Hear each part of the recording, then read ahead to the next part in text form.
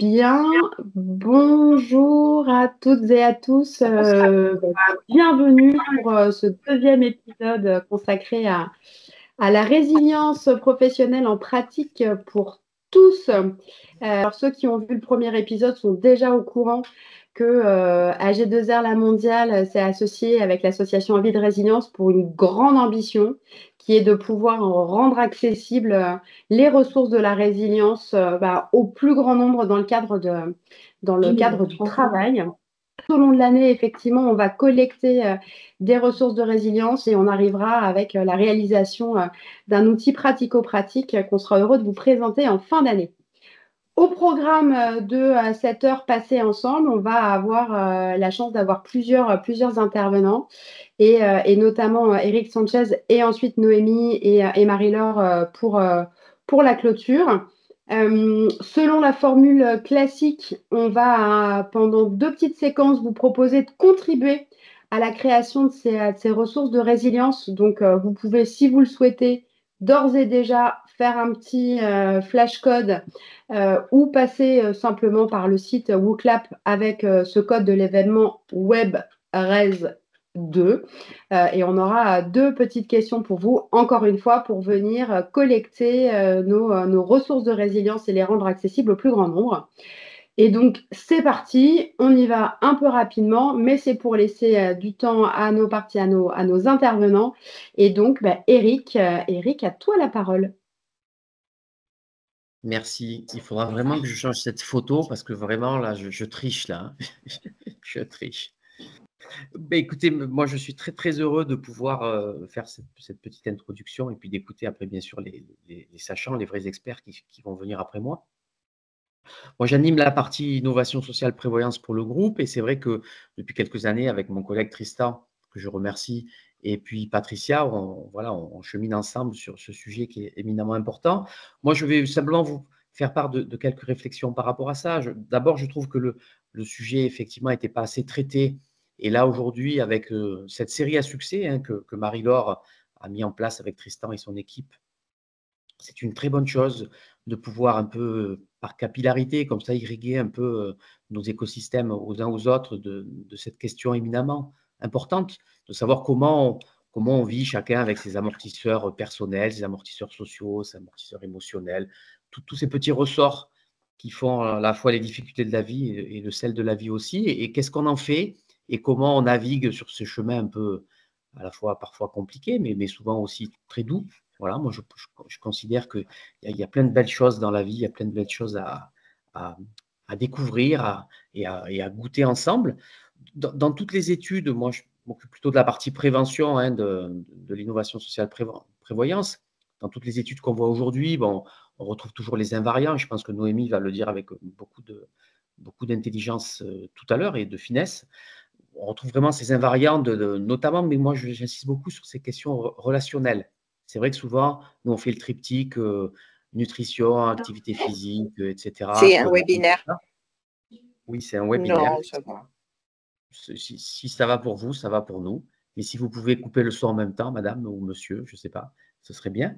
Voilà, et dans toutes les études qui ont été menées, y compris les grosses études par Harvard sur ce qui fait la qualité de vie et la présence à la vie un peu vertueuse des gens, on retrouve ces questions relationnelles. On retrouve ces fameux ouvriers du Michigan qui ont vécu longtemps parce qu'ils avaient des collègues de travail avec qui ils étaient très solidaires. Et ce n'était pas parce qu'ils étaient riches, parce que les témoignages des avocats new-yorkais de l'époque, ils ne vivaient pas très vieux et pas en très bonne santé. Voilà. Donc cette qualité relationnelle, moi j'insiste beaucoup, elle est très importante.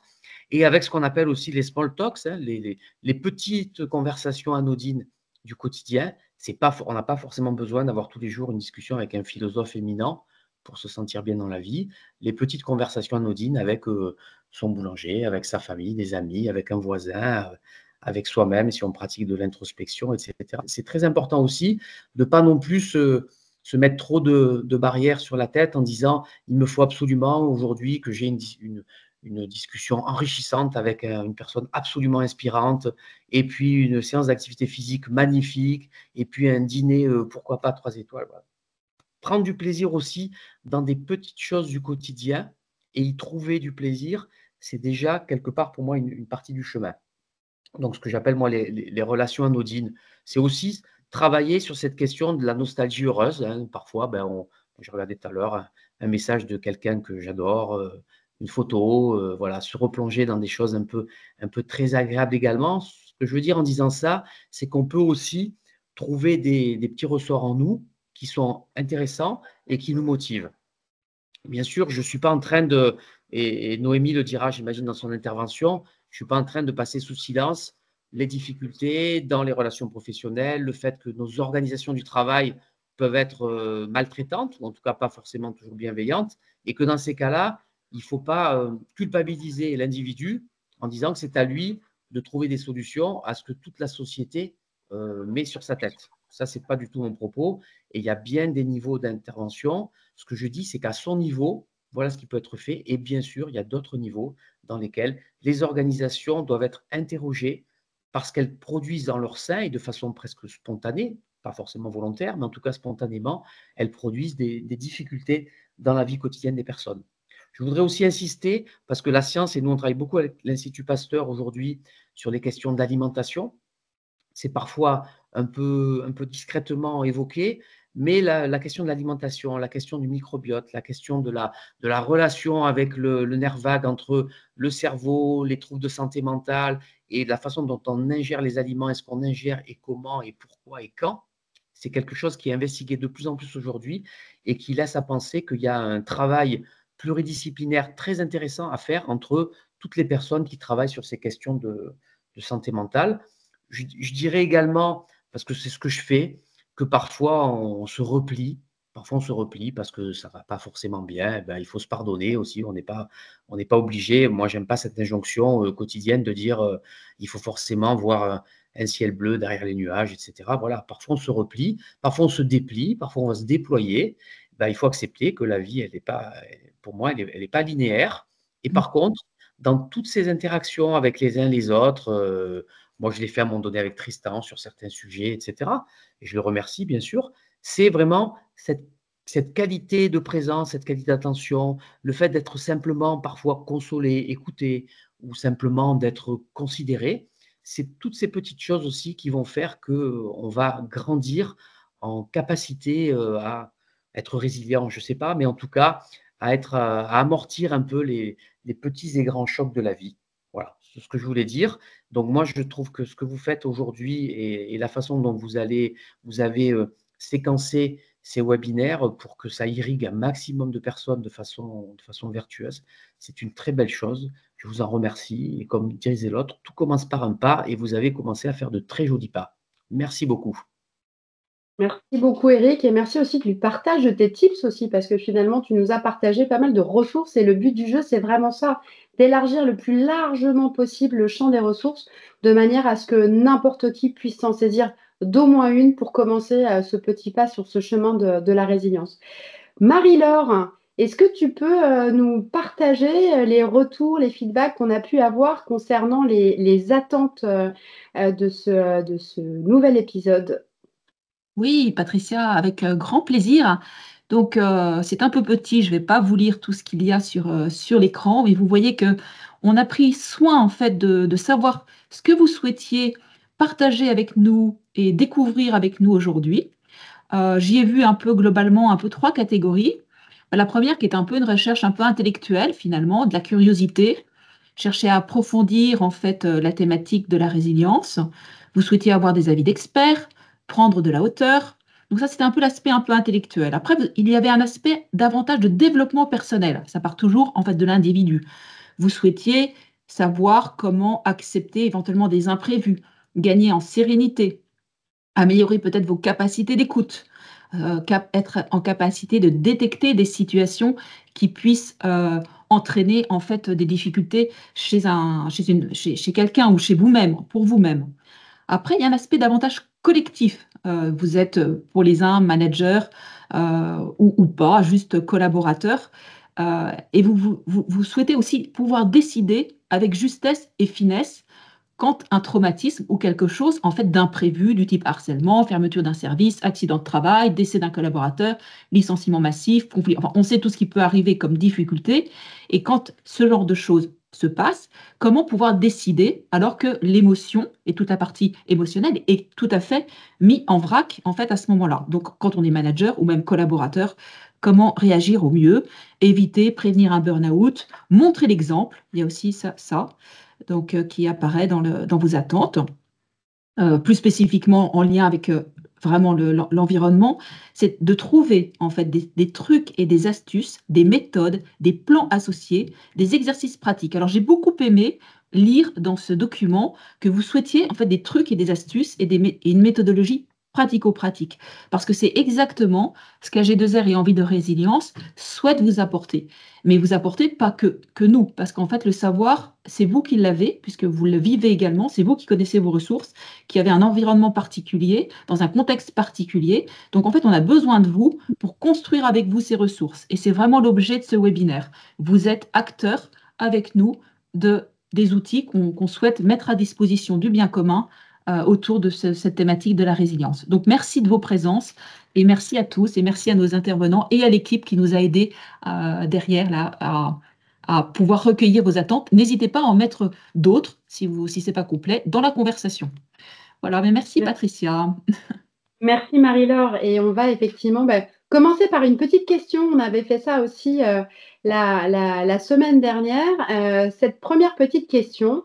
Donc l'idée là aussi, un petit flash code ou un petit WooClap avec ce code en question. Qu'est-ce qui vous fait du bien quand cela va moins bien? L'idée, quand on est ensemble, c'est pas forcément d'aller partager ce qu'on ne veut pas partager. On est là d'une approche sur la résilience qui est une approche du côté de la ressource. C'est quoi vos trucs à vous en fait? Parce que ce truc qui est utile à vous, il va peut-être donner une idée à quelqu'un d'autre. C'est à vous.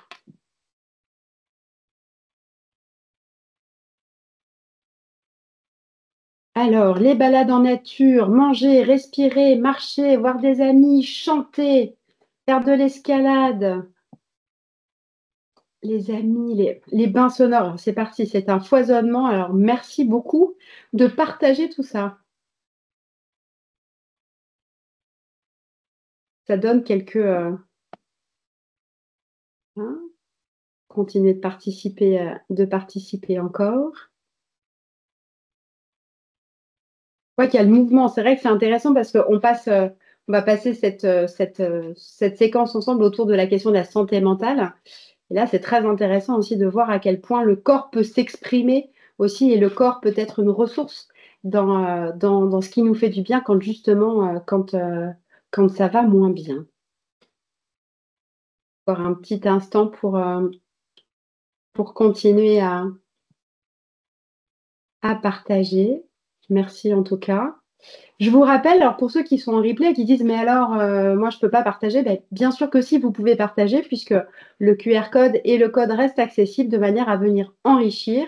Et nous, notre travail derrière, ça sera d'aller fusionner ce qui a été produit en direct et ce qui arrivera ensuite par la suite. Bon, merci beaucoup. Noémie. Noémie, je suis très, très, très heureuse de t'accueillir ici. Alors, voilà, ceux qui s'intéressent aux enjeux de santé mentale n'ont pas pu ne pas croiser ta route. Notamment, tu viens de sortir un ouvrage fort intéressant, très pratico-pratique et en même temps très engagé sur cet enjeu de santé mentale. Donc, moi, je suis très contente de te confier ce rôle de grand témoin de cette deuxième webinaire sur comment apprendre à cultiver ma résilience face aux adversités avec cet angle santé mentale. Et donc, Noémie, qui es-tu, Noémie? Bonjour à toutes et à tous. Bonjour Patricia et merci pour cette introduction qui m'accorde bien trop d'honneur. Je suis surtout ravie de venir vous parler de ce sujet-là. C'est un sujet dont je me suis pris d'amour il y a plusieurs années. J'ai une formation plutôt sur la base de la prévention des risques professionnels. Je travaille sur les questions de santé mentale en entreprise depuis plus de 15 ans maintenant. Patricia avait dit 20 ans sur le post LinkedIn, ce qui m'a fait rire, puisque je ne sais pas comment je devais le prendre, si j'étais jeune pour mon vieil âge ou si... Donc ça fait un peu moins de temps, mais depuis de nombreuses années maintenant, prévention en santé mentale, prévention des risques psychosociaux, comme on pouvait l'entendre plus régulièrement il y a quelques années. Je suis consultante, conférencière, auteure, comme Patricia l'a dit, et surtout, j'ai moi-même traversé des épreuves qui m'ont appris parfois durement ce qu'est la résilience. D'où mon engagement chez Envie de Résilience et dans une asso qui s'appelle aussi 60 000 rebonds, qui vient en soutien aux entrepreneurs qui traversent une période de perte de leur entreprise dans différentes situations.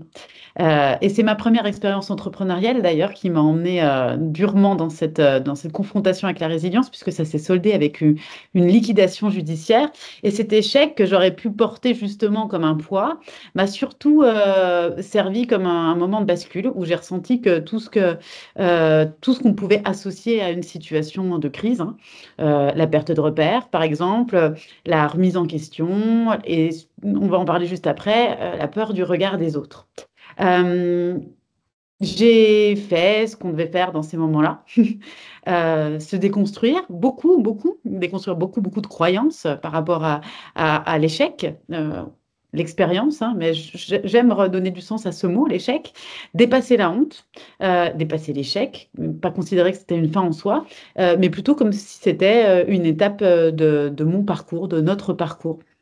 Et c'est précisément ce type d'épreuve, justement, qui met à l'épreuve notre résilience, qui est notre sujet du jour, qui nous confronte à nos limites et puis qui nous oblige à puiser dans nos ressources insoupçonnées. Et là, vous venez d'en donner de nombreuses ressources et c'était très intéressant, j'en ai noté plein et je reviendrai dessus après. Eric aussi, en introduction, on a noté beaucoup qui m'ont interpellée. Et pour moi, et j'introduirai d'ailleurs comme ça, la santé mentale, c'est pas une question de faiblesse, c'est une question de ressources. Et c'est très en lien avec ces notions de résilience. Parce que la résilience, c'est pas être inébranlable, c'est pas tenir bon à tout prix. C'est accepter parfois que certaines choses s'effondrent pour mieux se reconstruire et surtout comprendre qu'on se relève rarement seul. Je ne dirais pas jamais seul, mais rarement seul. Et aujourd'hui, j'accompagne les entreprises dans cette logique-là, les dirigeants, les équipes, justement, à intégrer la santé mentale comme une vraie culture au sein de l'organisation. Parce que pour moi, dans le monde du travail, la résilience ne peut pas être qu'individuelle. Et c'était d'ailleurs un sujet qui avait été amené dans les attentes, hein. Pour moi, la résilience, ça doit être systémique et ça doit être soutenu par des environnements, justement, qui vont permettre à chacun de se reconstruire après un échec, de prévenir un burn-out et d'accompagner si jamais on se retrouve dans ce genre de situation ou de toute épreuve d'ailleurs personnelle ou professionnelle. Et si je suis ici aujourd'hui, c'est parce que je crois profondément qu'on a tous la capacité de rebondir et qu'il est urgent justement de faire de la santé mentale un sujet largement légitime, dénué de tabou, où on peut parler de nos difficultés sans craindre d'être jugé ou mis de côté. Voilà, parce que c'est en mettant ces sujets en lumière qu'on arrive vraiment à faire bouger les choses et qu'on donne à chacun les moyens d'être plus résilient et de trouver d'autres ressources. Alors, merci pour votre présence. Merci pour les échanges qu'on va avoir par la suite. Et on va commencer par donner une définition autour du terme de la santé, puisque c'est notre sujet de cœur. Si je vous dis santé, à quoi est-ce que vous pensez? Je vais vous laisser avoir cette réflexion de manière un peu individuelle. Quel est le premier mot qui vous vient? Quand je pose cette question, ce qui est proposé, c'est de manière assez spontanée. La plupart du temps, quand on pose la question qu'est-ce que la santé, ce qui nous vient en tête, c'est le bien-être, c'est la forme. Qu'est-ce qui peut venir d'autre? L'activité physique, souvent se sentir bien. Il y a une vision très positive autour du terme santé. Est-ce qu'on a le temps, Patricia, pour proposer quelques participations en chat ou est-ce qu'on laisse la question de manière introspective? Volontiers, de toute manière, ça contribue à la cause. J'ai spoilé un peu hein, parce que j'ai déjà donné des idées. Mais allez-y, si vous souhaitez participer, vous pouvez aussi partager sur le chat. Si je vous dis santé, à quoi est-ce que vous avez pensé ou est-ce que vous pensez en premier? Donc, dans le chat pour pouvoir contribuer d'équilibre, ne pas être malade, le cerveau,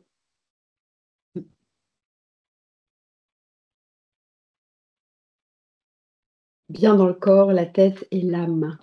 L'équilibre, encore une fois, entre le corps et l'esprit. Il y a des participants qui ont déjà pas mal creusé la question, hein. La vie, l'alimentation. On sent que la réponse n'est pas une réponse de de premier niveau. Oui, très intéressant. C'est ce que je disais. Il y a quand même très souvent, quand on pose cette question, une notion qui vient assez facilement autour, voilà, de l'équilibre, une vision plutôt lumière, plutôt positive autour de ce sujet de la santé. La définition de la santé qui nous est donnée par l'OMS, c'est que c'est un état de complet bien-être physique, psychique et social qui consiste pas uniquement en l'absence de maladie ou d'infirmité. Je vous laisse 2 heures pour travailler sur le sujet, tellement la définition pourrait être regardée et analysée de manière différente. Ce qui est intéressant dans cette définition, au premier regard, c'est de se dire que la définition de la santé, c'est pas uniquement ne pas être malade et ne pas avoir d'infirmité, comme le terme qui est utilisé par la définition de l'OMS, c'est d'aller bien physiquement, psychiquement et socialement. Vaste programme. Est-ce que c'est vraiment ce que l'on met à chaque fois derrière la santé ou est-ce qu'on a plutôt un regard qui est proprement lié au fait de ne pas avoir de symptômes dits négatifs ou qui peuvent nous entraver dans notre fonctionnement? Ça, c'est une première réflexion. Ça interroge aussi sur les différentes définitions autour du bien-être, autour de la QVT, de la QVCT, etc., etc. Le bien-être, c'est plutôt une perception subjective du confort et de la satisfaction, d'où la difficulté d'en faire une norme et d'en faire une référence quand on parle justement de résilience, de santé mentale à l'intérieur d'une structure. Avec la notion de la QVCT, qualité de vie et des conditions de travail, qui sont plutôt liées aux actions concrètes qui vont améliorer l'environnement de travail. Ce sont des choses qui, ces dernières années, ont vraiment été beaucoup visibilisées. Mais nous, préventeurs, dans le domaine, souvent on explique que ça, la QVCT et le bien-être, c'est la cerise sur le gâteau. Et aujourd'hui, il y a la cerise, mais il manque le gâteau. Alors, qu'est-ce que le gâteau derrière? Le gâteau, c'est tout ce qui est de l'ordre de la santé au travail. Et qu'est-ce qui est de l'ordre de la santé au travail? Ça repose sur l'analyse du travail lui-même. Donc, il y a 4 dimensions dans le travail. La dimension plutôt conjoncturelle, les facteurs externes qui vont influencer notre travail. Et une autre dimension qui est plutôt la dimension relationnelle, c'est la qualité des interactions. Qualité des interactions externes et internes, ça peut être externe avec le public, interne avec mes collègues. Il y a la qualité de tout ce qui est de l'ordre organisationnel, donc ça la structure et le cadre du travail. Et ça, pour ceux qui ont suivi le premier webinaire, je pense que c'est quelque chose qui a été abordé, ça, la notion du cadre du travail, la notion du cadre et de la structure. Le cadre et la structure, que ce soit dans notre cadre familial ou professionnel, la plupart du temps, ça nous apporte de la sécurité quand c'est bien dosé. Et puis, il y a un autre versant du travail qui mérite d'être analysé, c'est tout ce qui est de l'ordre de la technique, donc les outils et les processus utilisés. Donc, si on devait dessiner une pyramide, à la base, il y aurait ces 4 facettes du travail. Et par la suite, il y aurait la prévention de tous les risques qui peuvent ressortir, justement. Qu'est-ce qui, dans ces 4 facettes du travail, peuvent à un moment donné venir impacter notre santé physique, notre santé psychique et notre santé sociale. Et comment on peut avoir un regard, une analyse, alors la prévention idéale étant la prévention primaire, une analyse en amont pour venir créer des process, une réflexion, une analyse, des actions concrètes pour venir éviter que ça vienne impacter notre santé. Donc notre santé mentale, physique et psychique, on pourrait la dessiner sous une forme de tabouret. J'aime bien cette image, la métaphore du tabouret, parce que ça montre à quel point ces 3 piliers ils sont interconnectés. Et je vais vous poser une question. Qu'est-ce qui se passe quand un de ces piliers, si on est assis sur le tabouret et qu'un des piliers est abîmé, un des piliers est entravé, qu'est-ce qui se passe? La plupart du temps, on va à minima perdre l'équilibre. Et si jamais c'est vraiment très abîmé, on peut tomber. C'est exactement cette notion-là autour de la santé. Aujourd'hui, on parle beaucoup de la santé mentale. On parle de la santé mentale comme étant la grande cause nationale. Il ne faut pas oublier que si on ne regarde que la santé mentale, on crée 2 angles morts, que sont la santé physique et la santé psychique. La santé physique, ça va être tout ce qui est de l'ordre de l'alimentation, du sommeil, de l'activité physique et aussi de toute la mise à l'écoute de notre corps et des signaux de notre corps. Et la santé sociale, très importante, la santé sociale, et c'est autre chose que vous avez abordé lors du premier webinaire, le lien social. Ça va être tout ce qui est de l'ordre de la qualité des relations, du soutien, du sentiment d'appartenance. Et ça, c'est tout aussi important. Alors, la santé sociale, souvent, on n'en a pas vraiment conscience. Alors, j'explique souvent cet exemple. Quand on a vécu le Covid et quand on a été confiné, un des premiers impacts qu'il y a pu avoir, c'était un impact sur notre santé sociale. Là où on a lu lu que ça avait un impact sur notre santé mentale. Ça a été déséquilibré, notre santé mentale a été déséquilibrée, mais à la base, c'est la santé sociale qui a été altérée puisqu'on n'avait plus la possibilité d'avoir des liens avec les uns et les autres d'une manière libre, consciente, et on a été entravé à l'intérieur de ce lien social. Juste après, je vous ai mis un tableau qui est intéressant, qui me permet de vous donner 2 exemples qui font ce lien entre la santé et notre sujet de prédilection, la résilience. Et le sujet qui était le départ, comment cultiver justement notre résilience face aux adversités. Donc là, ce sont justement différents exemples, différentes dimensions de l'impact des dangers au travail sur les 3 piliers de la santé. Donc on a les 3 piliers de la santé que vous retrouvez, physique, psychique et social. Et ensuite, on a plusieurs dangers qu'on retrouve toujours. Alors ça, c'est lié à toute condition de travail. On va retrouver des dangers qui sont plutôt d'ordre technique, des dangers qui sont plutôt d'ordre organisationnel, des dangers qui sont d'ordre relationnel et conjoncturel. On retrouve nos 3 dimensions du travail que je vous ai présentées juste avant. Et chaque danger va engendrer des répercussions interconnectées sur ces 3 facettes. J'en prends un qui me semble assez intéressant aujourd'hui sur notre sujet, c'est le harcèlement. Donc on voit que le harcèlement, là où on pourrait penser que l'impact qu'il y a sur notre santé, c'est un impact proprement sur notre santé plutôt mentale. L'impact sur la santé mentale, on va retrouver la dévalorisation qui peut être liée à un cas, une situation de harcèlement, l'anxiété, la perte de confiance en soi, voire des troubles psychiques avérés, on verra la définition tout à l'heure, troubles dépressifs, troubles anxieux, etc. etc.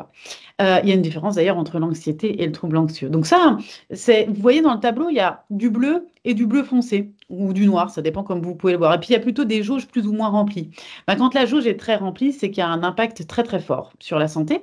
Alors ça peut varier selon les situations qu'on rencontre, mais de manière générale, une fermeture de site va avoir un impact très très fort sur le collectif et de manière individuelle, là où un coup de marteau va en avoir un petit peu moins. Et puis vous avez les notions de bleu clair et bleu foncé. Le bleu clair, ça va être tout ce qui est de l'ordre de l'impact différé sur la santé, et le bleu foncé, plutôt de ce qui est de l'ordre de l'impact immédiat. Donc oui, une situation de harcèlement, ça va avoir un impact psychique immédiat, mais ça va aussi avoir un impact sur le physique. Oui, vivre une situation de harcèlement peut avoir un impact sur engendrer la fatigue chronique, un impact sur notre santé physique, nous créer des troubles musculo-squelettiques, digestifs, dus au stress intense qu'on va rencontrer pendant cette situation-là. Mais ça va aussi avoir un impact sur notre santé sociale dont on vient de parler. Ça va créer de l'isolement, cette situation-là. Ça va fracturer les relations professionnelles et personnelles qu'il peut y avoir, tant d'ailleurs dans ma vie, mon environnement professionnel, qu'à l'intérieur de mon cercle familial, sentimental, etc., etc.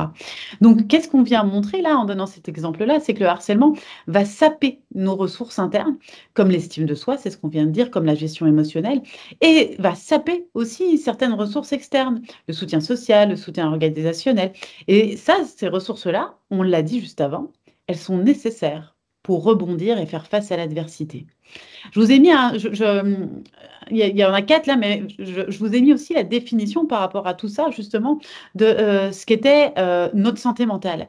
Mais avant tout ça, je pense qu'il y a une première urgence. C'est de comprendre que la santé mentale nous permet justement de venir identifier les mécanismes qui influencent notre bien-être psychologique, social et physique. Et cette compréhension-là, elle aide justement à mieux gérer les défis et prévenir les déséquilibres qu'il va y avoir par la suite. Dans mon introduction, je vous ai dit, la santé mentale, c'est pas une question de faiblesse. La santé mentale, c'est une question de ressources. On va revenir par rapport à ça, mais c'est très en lien avec ce qu'on vient de se dire. Question d'équilibre. Et la résilience, si on doit faire le lien, dépend justement en grande partie de notre capacité à reconnaître, comprendre, réguler nos émotions, à demander de l'aide, on en a parlé aussi, et à mobiliser les ressources internes et externes. Donc, tous ces éléments-là, ils sont liés à une bonne santé mentale au niveau de la résilience. Donc, vous voyez comme la résilience et la notion de la santé mentale, c'est 2 notions qui sont complètement interconnectées. Si on doit définir ce qu'est la santé mentale, il y a une définition aussi donnée par l'OMS. La définition par l'OMS, c'est un état de bien-être dans lequel une personne peut se réaliser, surmonter les tensions, les défis normaux de la vie, et puis accomplir un travail productif et contribuer à la vie de notre communauté. Donc on retrouve à nouveau cette notion physique, de capacité physique, psychique, et sociale. Souvent, là, vous voyez, dans l'image que je vous ai mis derrière, c'était une bouteille d'eau. Parce que j'image la santé mentale comme étant quelque chose qui est fluctuant. Comme ce qu'on appelle, un mot qu'on utilise souvent pour parler de la santé mentale, c'est le continuum. J'image aussi souvent ça comme les vagues de la mer. Ça serait quelque chose qui va et qui vient perpétuellement. On ne peut pas dire aujourd'hui, j'ai une bonne santé mentale, je me sens bien et je sais que je vais me sentir bien sur l'intégralité de la journée. C'est quelque chose qui va perpétuellement fluctuer. C'est pas point A, je vais bien, point B, je ne vais pas bien et je reviens au point A quand j'ai fait le nécessaire. Non, c'est quelque chose de complètement impermanent. Et souvent, je donne aussi une autre métaphore qui est la métaphore du bateau. Juste après, vous allez voir cette image et qui est très en lien d'ailleurs avec nos notions de résilience. Donc, on a dit quoi? Qu'est-ce qui rejoint la bonne santé mentale? Enfin, la santé mentale et la résilience, c'est cette notion de ressources. Donc, de ressources internes et externes qu'on aurait en notre possession. Ben, imaginons un bateau avec à la barre de ce bateau un capitaine. Et le capitaine, pour faire fonctionner son bateau, son carburant, c'est justement ses ressources internes et ses ressources externes.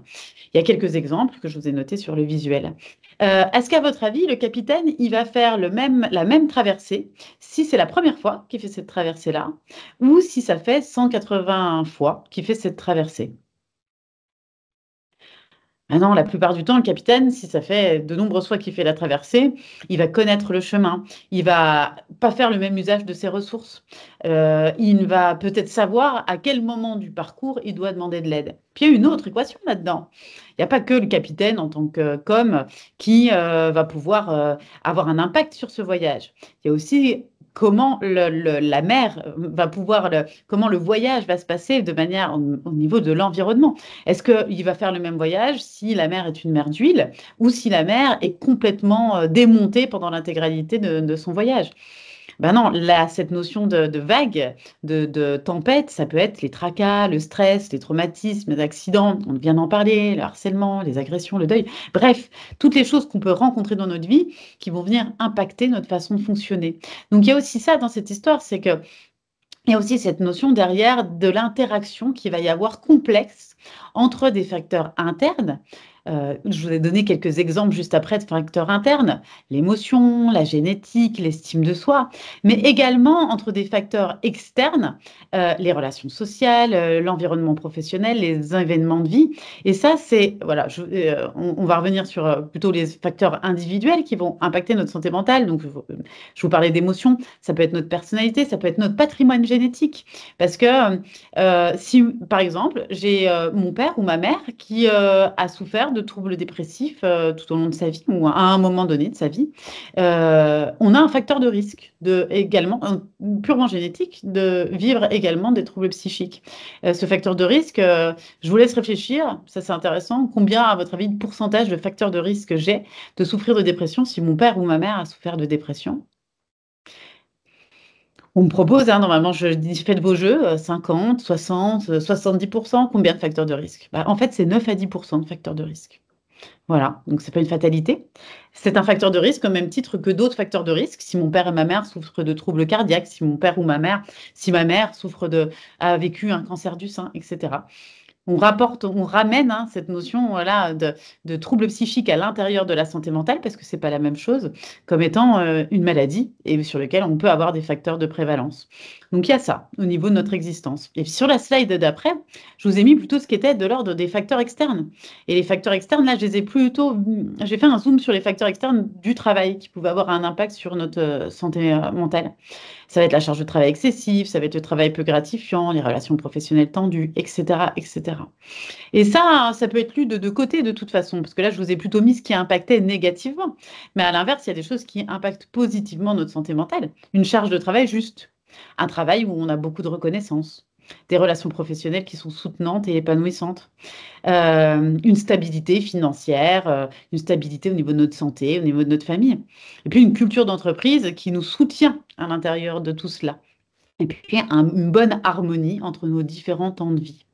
Donc ça, c'est une première notion qui est intéressante, c'est que tout ce qui peut à un moment donné être ressource, peut à un moment donné être boulet, être obstacle. Tout ce qui est obstacle peut être lu aussi comme étant quelque chose qui peut à un moment donné être saisi comme étant une ressource si on regarde l'inverse.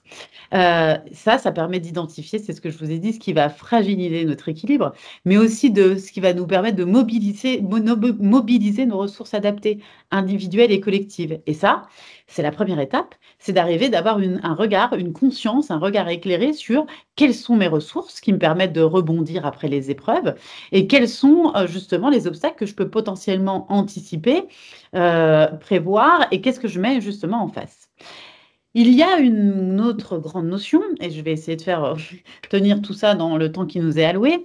C'est bien beau de vouloir détecter les signaux faibles. Il y avait différentes demandes, hein. Détecter des situations, comment éviter de foncer dans le mur, etc. Moi, on me demande très souvent d'intervenir pour former soit au premier secours en santé mentale, soit des formations vraiment plutôt adaptées au monde de l'entreprise sur très souvent la détection des symptômes prodromiques ou qu'on appelle les signaux faibles. Il faut savoir qu'avant de vouloir détecter les signaux faibles, il y a une première chose à faire. Et ça, c'est un miroir que je vous tends. Est-ce que vous pensez que c'est bien adapté de vouloir aller détecter des signaux faibles si on est pavé de préjugés, d'idées préconçues, et qu'on n'a pas regardé un peu les croyances qu'on avait autour justement de toutes ces notions de la santé mentale avant de vouloir aller détecter des signaux faibles? Est-ce que vous pensez que c'est de bonne loi de vouloir aller aider quelqu'un, par exemple, qui souffre de dépression, si nous, on est persuadé que la dépression, c'est un truc de feignant? Donc, une des premières choses qui est à faire avant de vouloir se mettre en action, c'est d'avoir une vraie analyse, de mettre une vraie conscience autour du tabou qu'il y a autour de la santé mentale. Et la santé mentale a beau être une grande cause nationale, ça a beau être sur toutes les bouches, c'est un sujet qui est encore extrêmement tabou. On arrive aujourd'hui à parler de la santé mentale, c'est beaucoup plus difficile de parler de notre propre santé mentale. Et ça, c'est le premier pas. Reconnaître qu'il y a un tabou, qui nous permet de le briser. Ce silence, hein, il est très souvent teinté de peur, de honte, et ça nous freine dans notre capacité à être résilient. Alors, comment on peut rebondir justement face aux épreuves? C'est une vraie question, hein. Comment on peut justement se dire, on met toutes nos capacités à rebondir si on n'ose pas dire lorsque l'on vacille? Ça, c'est ce qu'on appelle l'intervention précoce. C'est avoir la capacité de se dire, oui, il est nécessaire de pouvoir œuvrer avant de foncer dans le mur, mais comment on met de la conscience pour se dire, il y a plein de choses qui nous empêchent d'en parler. Alors, comment plutôt on fait tomber les murs qui nous permettent de nous exprimer librement sur le sujet? On ne peut pas s'exprimer si on craint d'être jugé quand on exprime une difficulté. Et c'est ce tabou qui va enfermer dans l'isolement, qui va nous conduire jusqu'à des situations extrêmes et qui nous prive justement du soutien collectif, qui est pourtant essentiel pour venir nous relever, si jamais on va jusque-là. Donc, lever ce frein-là, si on image, c'est ouvrir la porte à des échanges qui sont vrais, humains. C'est se rappeler aussi qu'admettre une fragilité, c'est pas une faiblesse, mais c'est plutôt une force. Et la résilience, clairement, ça commence par là. Ça commence par le courage de dire j'ai besoin d'aide. Ça commence par la capacité d'un collectif à répondre nous sommes là. Et ça permet de briser ce silence autour de la santé mentale. Alors, si je vous demande de penser à un film, justement, qui vous a conditionné autour de la santé mentale, qui représente pour vous la santé mentale, lequel serait-il?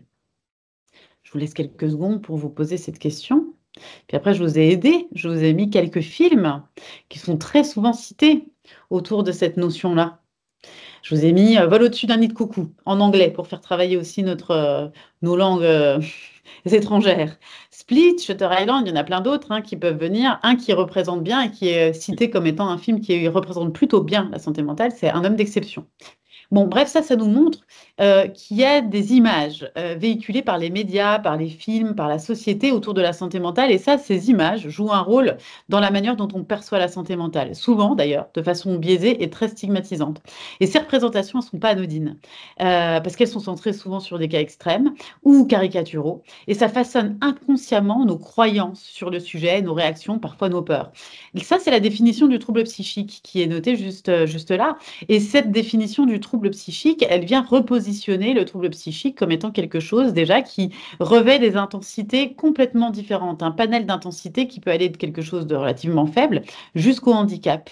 Et ça nous permet de sortir des stéréotypes qui nous enferment autour du lien qu'il peut y avoir entre trouble psychique et dangerosité, trouble psychique et violence, trouble psychique et échec irrémédiable. Ça crée un amalgame énorme autour de ces notions. Trouble psychique, c'est pareil que troubles mentaux, c'est pareil que trouble psychologique, et le lien qu'il y aurait entre ces termes-là et une incapacité. Et ça, les films, notre culture dépeint fréquemment des personnes en souffrance comme étant marginales, comme étant imprévisibles, comme étant coupées du reste de la société. Et ces clichés, ça nourrit l'idée que la santé mentale, c'est une faiblesse ou c'est une fatalité. Et ça, même si vous vous dites, oui, mais bon, j'arrive à le voir, ça ne me concerne pas vraiment. Il faut savoir qu'il y a un biais qui s'appelle le biais de la culture asilaire. C'est un biais qui est très, très fortement... Les biais cognitifs, c'est des autoroutes qui nous font aller d'un point A à un point B de manière assez automatique. Ce biais de la culture asilaire, il instaure en nous une peur ou une méfiance qui nous force à hésiter de manière complètement inconsciente à parler de nos propres difficultés, de peur d'être catalogué ou de peur d'être mal compris. 3 exemples.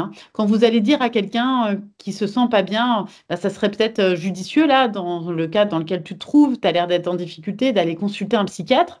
La personne, elle va vous dire, non, je suis pas fou. Et je vous parle, psychologue, ça aussi, ça commence à avancer un peu sur le sujet, mais psychiatre, oulala, j'en suis pas là, quoi.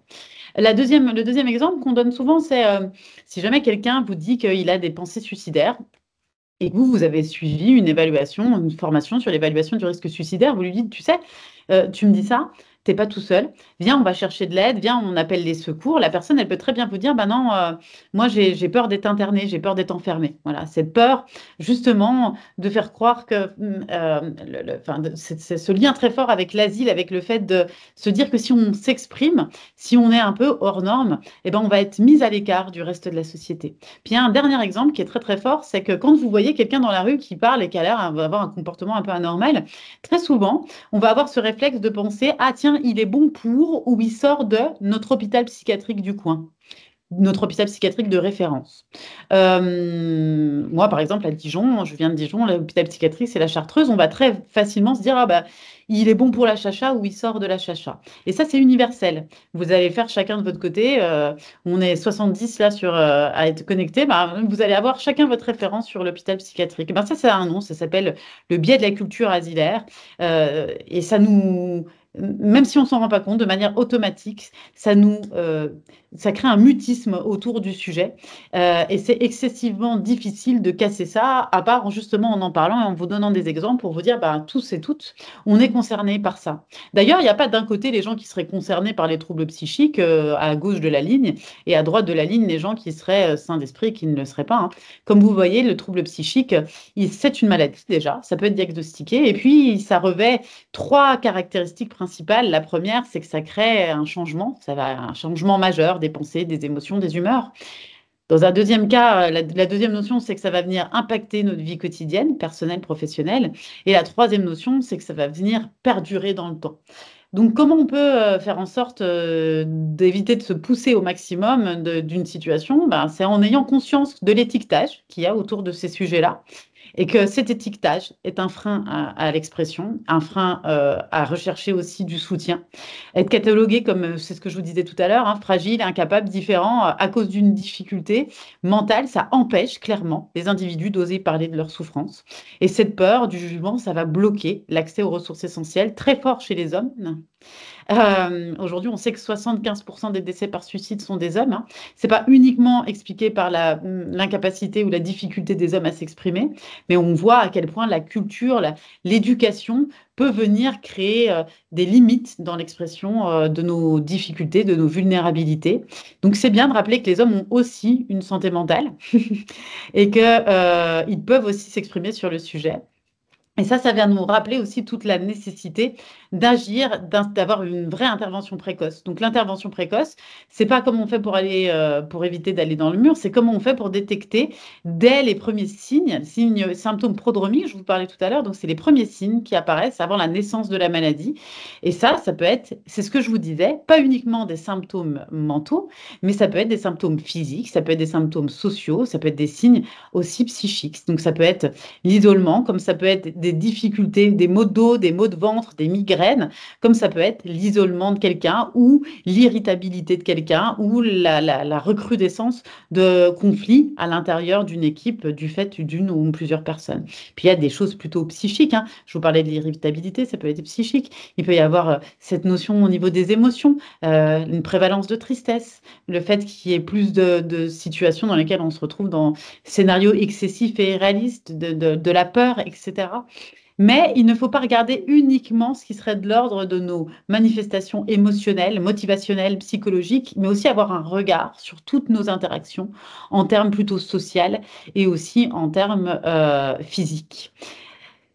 Il y a plusieurs choses qu'on peut mettre en place à l'intérieur d'une structure. Il y a déjà des contacts et vous voyez quelques contacts qui sont notés ici. Moi, mes missions tous les jours, une action concrète qu'on peut mettre en entreprise pour venir justement aider à cultiver notre résilience et à faire face aux difficultés, à l'adversité, c'est créer des rouages à l'intérieur des entreprises. Et créer des rouages, c'est recréer du lien entre les différentes professions que vous pouvez voir juste ici. Donc, c'est-à-dire créer du lien entre nos services de santé au travail, mais aussi nos psychologues, nos médecins, mais aussi les managers, mais aussi les dirigeants, toutes les personnes qui ont chacun à leur manière une responsabilité autour de cette thématique de la santé mentale et de la résilience. Ça, c'est un vaste programme, hein. Moi, factuellement, je viens dans les entreprises et je forme des copines en santé mentale ou des commissions RPS, ça dépend comment on les appelle, qui viennent réunir des approches pluridisciplinaires de différents acteurs à l'intérieur de l'entreprise qui ont une responsabilité sur le sujet. Et ces copines en santé mentale ont pour vocation à venir acculturer l'entreprise sur le long cours. Ça a l'avantage d'être autonome, donc il n'y a pas besoin de dépendre d'un cabinet externe pour venir le faire. Et puis, la première chose, par exemple, qu'on va faire dans le copine en santé mentale, c'est qu'on va venir former à une norme langagière, le fait que tout le monde parle le même langage sur la santé mentale et les RPS à l'intérieur d'une structure, donc que ce soit les RH, les dirigeants, les managers, les collaborateurs, les services de prévention santé au travail, les préventeurs, les services QHSE, etc. Que tout le monde sache qu'est-ce que c'est que la santé mentale, qu'est-ce que c'est que les RPS, etc., etc. Et puis ensuite, il y a des ressources externes dont on peut se saisir. Ici, je vous ai mis plusieurs livres. Je vous ai mis le livre que j'ai sorti au mois de septembre, Prenez soin de votre santé mentale au travail et de celle des autres, qui parle des sujets qu'on vient d'aborder. Je vous ai mis aussi un livre qui est intéressant parce que c'est un sujet transverse, mais très intéressant, sur le neuroatypisme, dont le TDAH fait partie. Le neuroatypisme, c'est le TDAH. Chez les 10, c'est le haut potentiel intellectuel, c'est l'autisme, etc. Et donc, du coup, comment on peut intégrer ça à l'intérieur d'une structure? Comment on peut intégrer ces différences? Comment on peut inclure? Comment on peut mieux comprendre? Et Catherine Testa a très bien écrit sur le sujet. Et puis, il y a aussi autre chose, il y a les environnements dits toxiques, mais les environnements peuvent être autant soutenants que toxiques. Mais il y a un super bouquin qui est sorti qui s'appelle Manager toxique d'Adeline Perez. Et c'est assez intéressant et fait de manière très ludique. Elle fait plein de vidéos sur LinkedIn sur le sujet. C'est vraiment quelqu'un à suivre pour venir dédramatiser et trouver des solutions. Puis après, il y a des lignes qu'il faut rappeler de nombreuses fois, sur lesquelles il faut beaucoup communiquer. Le 3114 en est une, c'est une ligne de prévention du suicide. Parler du suicide, ça ne fait pas passer les gens à l'acte, hein. Parler du suicide, c'est une façon aussi de dédramatiser et de détabouiser le sujet pour que les gens puissent se saisir d'une aide avant qu'il ne soit trop tard. Donc le 3114, c'est une ligne d'écoute 24/24, 7 jours sur 7. Sur lequel il y a des gens qui sont formés à l'évaluation du risque suicidaire, psychologues et infirmiers, et qui peuvent venir tant aider quelqu'un qui a des idées suicidaires que quelqu'un qui serait en questionnement avec quelqu'un en mal-être. Je m'inquiète pour un collègue, j'appelle le 3114 pour savoir ce que je peux faire. Puis il y a un site internet qui s'appelle le Psycom, qui est une véritable ressource aussi, sur lequel vous pouvez trouver plein de choses pour aller encore plus loin. Il y avait dans les attentes en début de ce webinaire d'aller plus loin dans la curiosité, approfondir le sujet. Le Psycom sera votre ami sur ce chemin. Il vient vraiment traiter des thématiques, traiter des troubles, aider à orienter, aider à agir avec plein de programmes de promotion en santé mentale qui sont très accessibles et très compréhensibles par tous et toutes. Et enfin, il y a un podcast qui s'appelle Les mots bleus, qui est un podcast très intéressant sur les troubles de santé mentale avec des témoignages.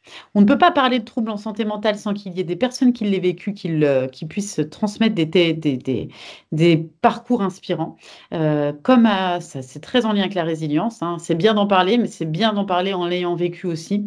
Et ce podcast est une vraie excellente ressource interne sur le sujet. Et je m'arrête de parler. Je vous remercie pour votre écoute. Il m'aurait fallu une demi-journée au moins pour vous traiter de tous ces sujets. C'est ça, et moi j'ai dit, tu peux reprendre ta respiration. Bravo, merci d'avoir posé toutes les graines, tous les petits cailloux. La bonne nouvelle, c'est qu'il y aura un replay. On pourra moduler. D'habitude, tu sais, on réduit, on augmente la vitesse de lecture pour pouvoir faire en 4 minutes. Là, on pourra prendre le temps, franchement, mais merci infiniment. Ça va être très frustrant, j'en conviens, pour les personnes qui auraient pu poser des questions et qui ne poseront pour le coup pas de questions, mais qui peuvent néanmoins, encore une fois, continuer à contribuer dans le chat et puis facilement trouver ta route sur LinkedIn.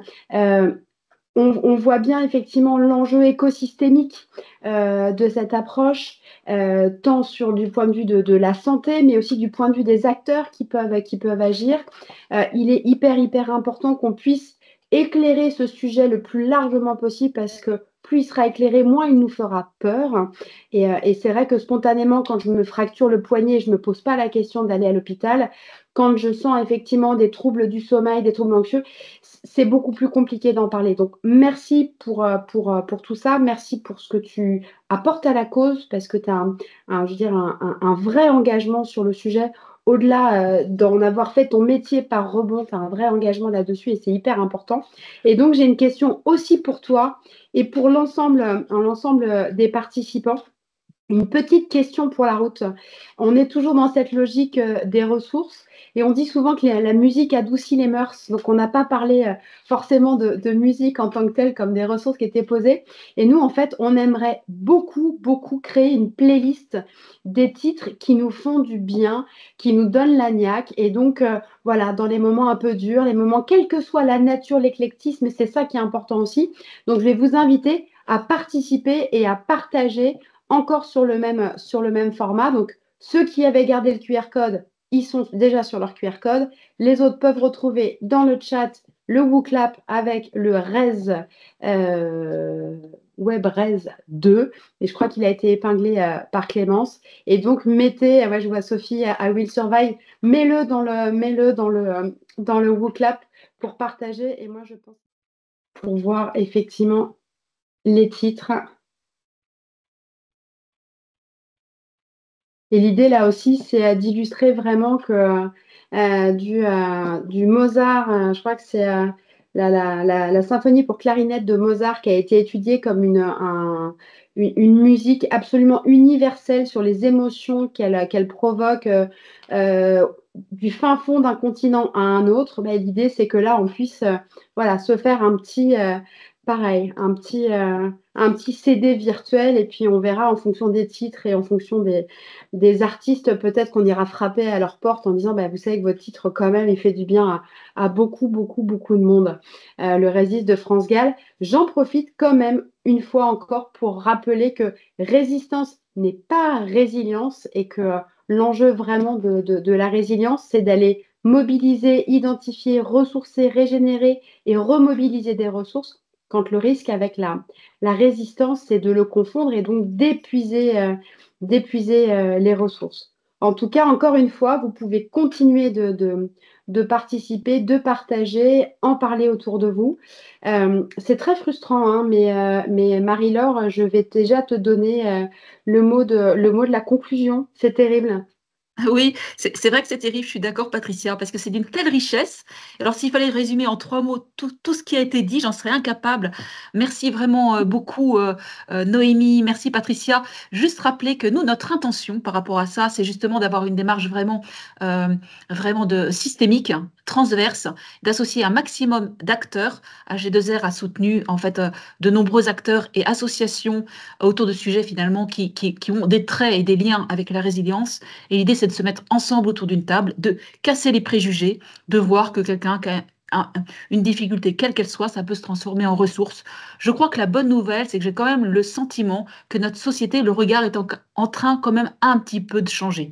Parce que tout le monde s'aperçoit à un moment qu'on rencontre cette fragilité. On est touché à un moment ou autre de notre vie, avec la transition démographique et le fait qu'effectivement, on est quand même de plus en plus vieux, qu'il y a de plus en plus de personnes âgées, on a de plus en plus d'expériences de vie. Donc ça amène à être de plus en plus authentique. Et je crois que j'ai envie de conclure là-dessus, sur l'authenticité comme une valeur clé pour en fait participer à la résilience. Merci pour le chat, toutes les questions qui étaient très intéressantes. On se retrouve le 21 mars, puis le 4 avril, c'est ça, Patricia? C'est ça, exactement. Donc là, vous aviez un petit QR code pour nous dire si vous avez aimé, ce qui vous a frustré. Évidemment, c'était trop court, on est d'accord, hein, ça on le savait. Mais effectivement, voilà, rendez-vous le 21 mars pour le jour du printemps. Alors nous, on aime bien dans J'ai envie de résilience dire qu'il ne se plante pas, ne pousse pas. Donc on a envie de continuer à cultiver la résilience avec vous. Et donc symboliquement, cette journée du printemps, on va continuer encore une fois à explorer notre sujet. C'est la fin. Merci, prenez soin de vous puis des vôtres. Noémie, tu as 4 minutes. 4 minutes voilà, pour la route. Merci à toutes et à tous pour votre attention. J'ai participé pour les chansons. J'ai mis ma pierre à l'édifice aussi sur cette notion-là. Merci pour votre intérêt sur le sujet. Merci à Patricia. Et merci aux équipes AG2R, voilà, et puis Clémence, voilà, exactement. Qui ont préparé tout ça. Pour cette qualité de webinaire. Merci à tous. Bonne journée. Merci. Merci beaucoup. Et donc, on compilera, on fera vraiment la compilation, parce que je vois qu'il y a pas mal de titres qui apparaissent encore sur le chat. Donc, ne vous inquiétez pas, on récupérera ces titres et on aura l'occasion de vous présenter la playlist. Qu'est-ce que ça serait bien de se faire une grosse fête et d'aller danser, puisque on parle de la tête, mais la question des corps, si on avait encore un peu de temps et qu'on était ensemble, on mettrait la musique à fond. Donc, on a 2 minutes d'avance. Donc, pour ceux qui vont nous quitter maintenant, si vous voulez les prendre pour écouter cette musique que vous nous avez partagée, eh bien franchement, ne vous gênez pas. Et si vous avez l'occasion de danser, même dans les toilettes, n'hésitez pas non plus. Le mouvement, c'est aussi ce qui fait circuler tout ça. Encore merci Noémie, encore merci à G2R et toutes les équipes qui sont vraiment très engagées dans le cadre d'une grande coalition solidaire pour faire bouger les lignes, pour briser ce tabou et générer le plus d'opportunités de résilience. Donc, merci encore à chacun d'entre vous et rendez-vous le 21 mars ou en replay, évidemment, et parlez-en à vos voisins. À bientôt!